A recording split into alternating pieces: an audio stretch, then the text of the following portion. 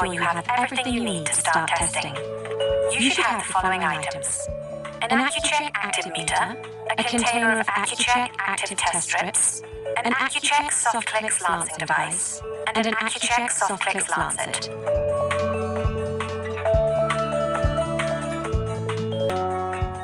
I'm going to show you how to use the accu-chek soft clicks lancing device. First, you will need to load your lancing device. For this, you will need an accu-chek soft clicks lancet. Remove the cap from the lancing device. Now insert the lancet into the lancet holder as shown. Push it all the way in until it clicks in place. Twist and remove the protective cap from the lancet to expose the needle.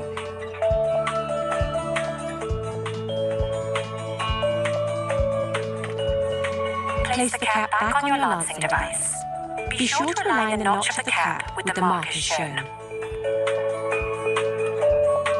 The next step is to set the penetration depth to match your individual skin type. By turning the dial on the cap, you can select the depth of the lancet. Set the dial to 2 to begin with. You may need to adjust the setting a couple of times until you find the right level for your skin type.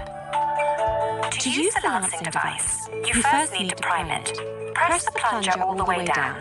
The release button on the side of the lancing device has now turned yellow. This indicates that your lancing device is now primed and ready to use. Press the yellow button to release the lancet. This will lance your finger. This part is important. The accu-chek soft clicks lancets are disposable and should only be used one time.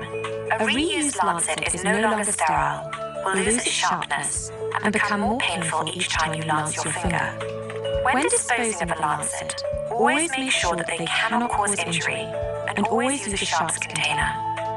To dispose of the lancet, remove the cap from the lancing device. To remove the used lancet, point the lancing device into the sharps container and eject the lancet by sliding the ejector forward as shown. Then place the cap back on the lancing device.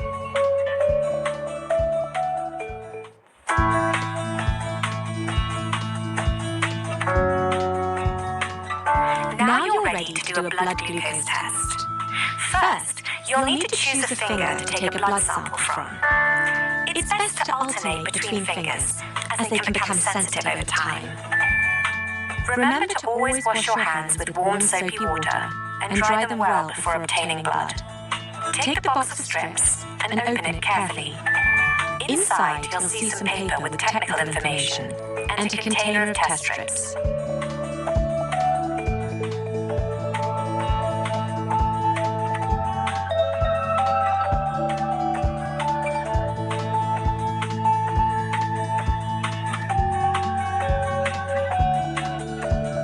Take a test strip from the container, and always remember to close the lid tightly.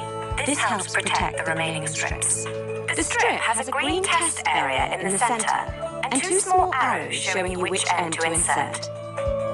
Insert the test strip into the meter. A small flashing blood drop symbol will appear on the screen. This tells you that the meter is ready to test.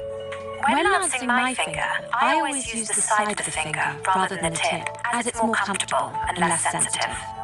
Now, prime the lancing device. Push the plunger all the way down. The release button on the side of the device has now turned yellow. This indicates that the lancing device is primed and ready to use. Press the pinhole opening on the lancing device cap firmly against the side of your finger and press the yellow release button. Massage the finger in the direction of the fingertip to help the blood drop form. Apply the blood to the center of the green test area on the strip. When enough blood has been applied, a small hourglass symbol will appear on screen to show you that the meter is working. Your blood sugar reading will be ready in 5 seconds. It's just that easy. Now you have your blood sugar reading. 2 important final steps. First, dispose of the used test strip. Then, dispose of the used lancet. Always dispose of used lancets so that they cannot cause injury. Use a sharps container. Remove the cap.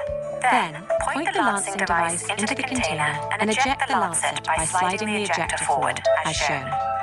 Then place the cap back on the lancing device. Now put everything into the carry case for the next time you need to test. You'll find more information in the user's manual that came with your meter.